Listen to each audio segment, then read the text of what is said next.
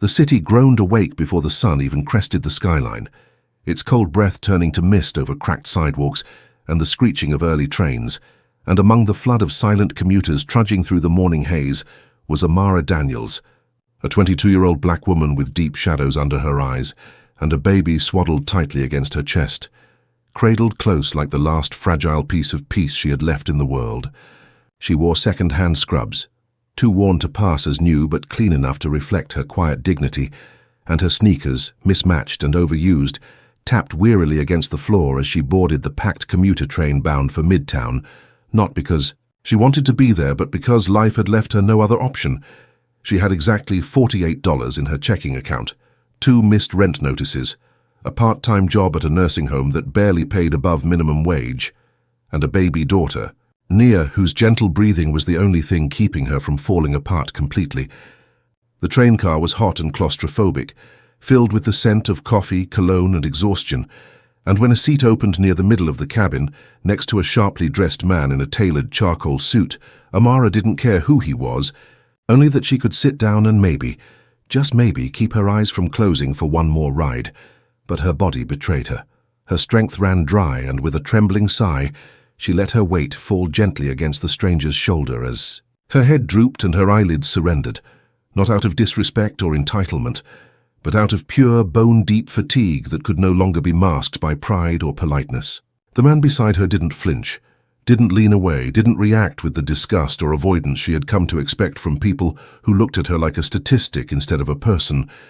He simply sat still, posture stiff at first, then slowly relaxed, even adjusting slightly to keep her balanced as the train rattled on, and while the city outside rushed past in a blur of steel and motion, an image began to form inside the train car that no one could have scripted.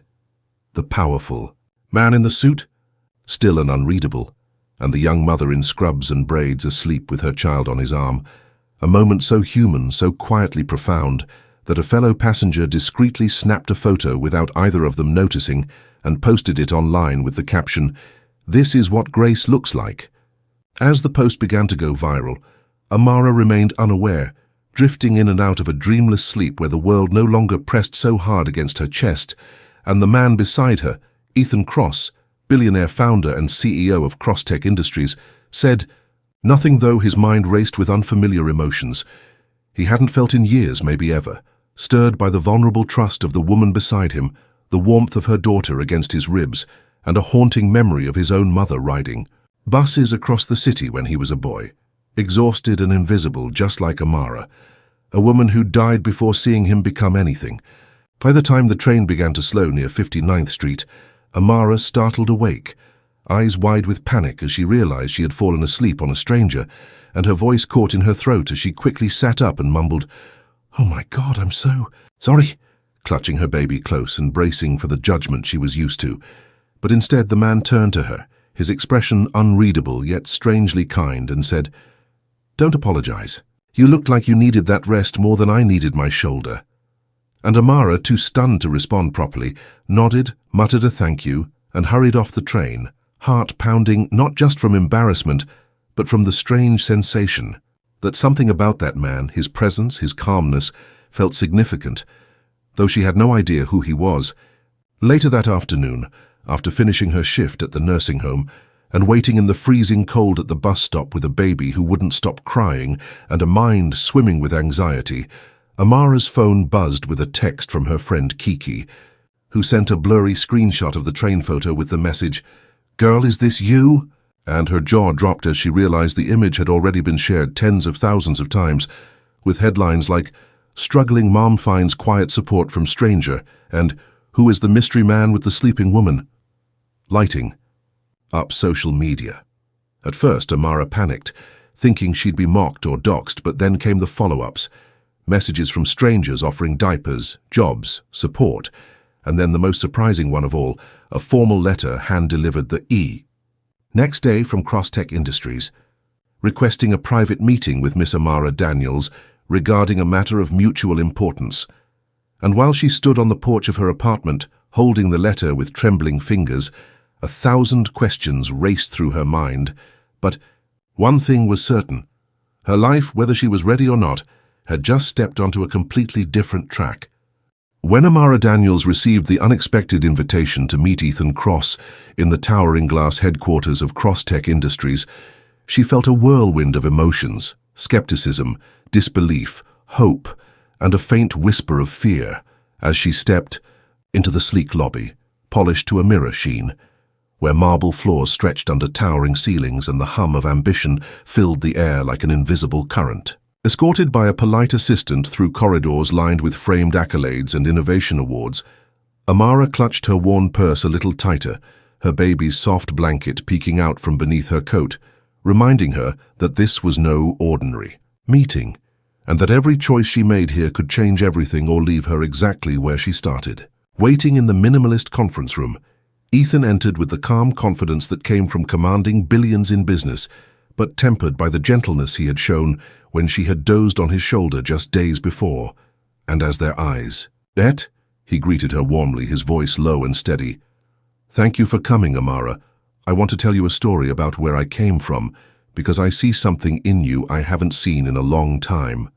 And as he spoke of his own humble beginnings, raised in a cramped apartment by a mother who struggled to make ends meet, the pain behind his polished exterior softened, revealing a man who understood struggle intimately and who, despite his success, had never forgotten what it meant to fight just to survive. Ethan unfolded his vision for the Phoenix Project, a foundation designed to uplift single mothers by providing them access to affordable housing, education, and childcare. A lifeline he had dreamed of creating but had lacked the right partner to bring it to life. And as Amara listened, something inside her stirred, not just the possibility of financial security, but a chance to reclaim her own voice, her own power, to move beyond exhaustion into leadership. Though part of her feared the spotlight, the whispers, the inevitable questions about why a billionaire would be interested in a young woman from her background, she recognized the opportunity to be more than a statistic, to give back to the community she knew so well, and to be a beacon for others like her who had been overlooked and underestimated. As they talked late into the afternoon, Ethan asked her directly, "Would you be willing to help me run this foundation? To be its face and heart?" And despite the doubts echoing in her mind, Amara said yes, knowing that this was more than just a job. It was a chance to rewrite her story, to build a legacy for her daughter, and to prove to herself that she was worth more than survival. The days that followed were a blur of meetings with legal teams, visits to housing projects, and interviews with social workers. All new worlds to Amara, but ones she navigated with a mixture of humility and fierce determination, even as the news of her involvement with Ethan spread rapidly online, drawing both admiration and cynicism, some applauding the billionaire's generosity, others questioning Amara's motives and credentials, and rumors began to swirl about the nature of their relationship. Through it all, Ethan stood firmly beside her, publicly affirming her role and character, protecting her from the harsh judgments and the invasive questions, and in the quiet moments when the cameras weren't watching, they shared stories of hardship and hope, forging a partnership built on trust and shared purpose rather than convenience or spectacle. But Amara's transformation wasn't easy. She battled imposter syndrome, skepticism from board members who doubted a young mother from her background could lead a multi-million-dollar foundation, and the pressure to be perfect, to not let down those who believed in her. Yet with every small victory, the first family housed, the first scholarship granted, her confidence grew, as did her voice, rising in public forums and inspiring women who saw in her a reflection of their own dreams. Deferred, the bond between Amara and Ethan deepened beyond professional lines, though neither rushed to define it, both respecting the pace dictated by their histories and the public eye, but their shared commitment to change forged a rare and powerful alliance, and the city watched as a tired young mother blossomed into a leader who commanded respect and stirred hope. At home, Amara juggled motherhood and newfound responsibilities, often exhausted but driven by a fierce love for her daughter and a hunger to build a better future. And on quiet nights, she reflected on the strange twist of fate that had brought her to this moment, where a nap on a stranger's shoulder had blossomed into a movement poised to change lives. While the path ahead remained uncertain, one truth shone clear. Sometimes, It takes the kindness of a stranger and the courage of a weary mother to ignite a revolution of hope. After months of juggling the immense demands of her new role as executive director of the Phoenix Project, Amara Daniels felt the weight of every expectation settle heavy on her shoulders, from the watchful eyes of the media, the skepticism of industry veterans, to the hopes of countless struggling mothers who looked to her as a symbol of change. Navigating a world so vastly different from the cramped apartments and long shifts she once knew tested her resilience daily, yet she refused to let the whispers of doubt define her, instead drawing strength from the very people who had once seen her only as an exhausted young mother, transforming their perceptions one success story at a time. As she toured newly renovated housing units, spoke at rallies and appeared on national television, Amara's authenticity shone through, a blend of raw honesty and fierce determination that cut through the noise and captured hearts. Yet the journey was far from smooth. Persistent rumors about her relationship with Ethan Cross swirled in tabloids. Attempts to discredit her soared through social media, and conservative critics questioned the legitimacy of a billionaire investing in social causes driven by personal connection rather than pure philanthropy. Through it all, Ethan remained her steadfast ally, publicly defending her, reminding the world and himself that the Foundation's mission was never about appearances, but about creating tangible, lasting impact.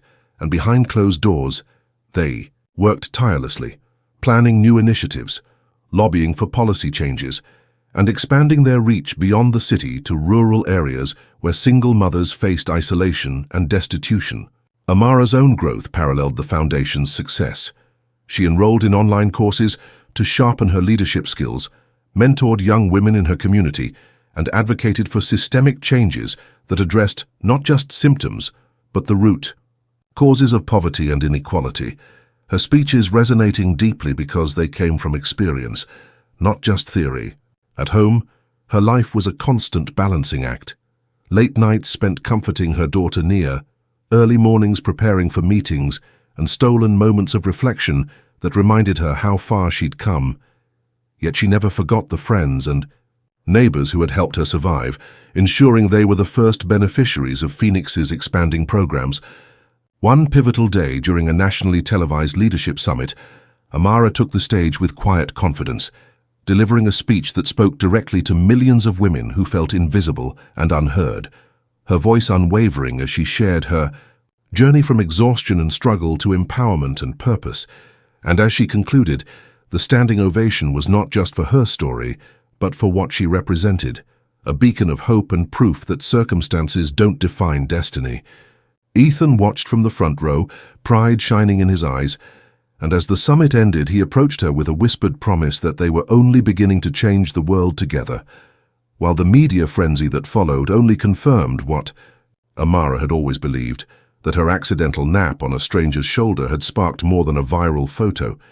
It had ignited a movement, and her journey from overlooked mother to unstoppable force of change was rewriting the narrative of what it means to rise, lead, and transform lives. The months that followed marked a new era, not just for Amara Daniels, but for the countless women and families touched by the Phoenix Project, as the Foundation blossomed from a bold idea into a powerful force for social change, driven by Amara's relentless dedication and Ethan Cross's unwavering support. Their unlikely partnership, reshaping narratives and breaking barriers that once seemed insurmountable. And while the glare of public attention often felt intrusive, Amara embraced it as a tool to amplify the voices of those too often ignored, traveling across states to open new community centers, launching scholarship programs, and championing legislation aimed at dismantling systemic obstacles facing single mothers. Her speeches filled with heartfelt stories of survival, resilience, and hope that moved audiences to tears and action alike. Despite the whirlwind of responsibilities and media scrutiny, Amara remained grounded by the love she shared with her daughter Nia, finding joy in quiet moments that reminded her why she fought so fiercely. And as the Foundation's success grew, so did the depth of her relationship with Ethan. Not the fleeting romance tabloids speculated about, but a profound bond forged in shared purpose and mutual respect, each learning from the other in ways neither anticipated with Ethan rediscovering compassion beyond corporate boardrooms and Amara discovering strength in vulnerability and trust.